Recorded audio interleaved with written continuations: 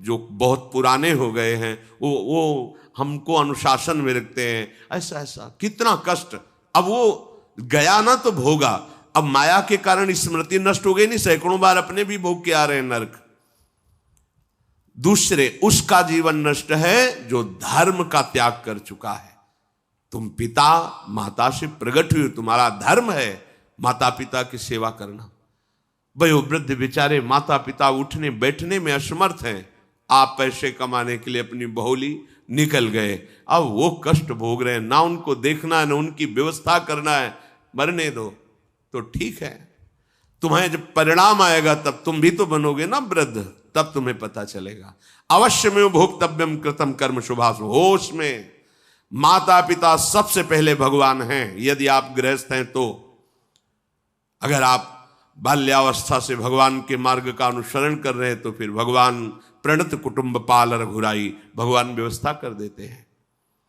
वैराग्य मार्ग में लौटकर पीछे नहीं देखा जाता।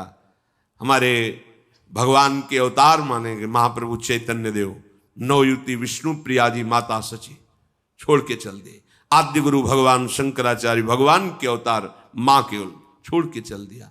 भगवान के मार्ग में यदि ऐसे चले तो भगवान संभाल लेते हो, परम पद मिलता है 21 पीढ़ियों को। मां तो बिल्कुल नजदीक है, 21 पीढ़ियों को भगवत प्राप्ति हो जाती है। और शब्द है प्रणत कुटुंब पाल रघुराई, भगवान स्वयं उसके परिवार का पोषण करते हैं। पर यदि गृहस्थ धर्म में हो और अपने माता पिता का त्याग कर दिया, उनकी सेवा नहीं करते, वो दुख भोग रहे, तो नरक यंत्रणा मिलेगी और जीते जी तुम उन्नति को प्राप्त नहीं हो सकते। तुम्हें भले उन्नति दिखाई देती हो, बाद में परिणाम देख लेना आप।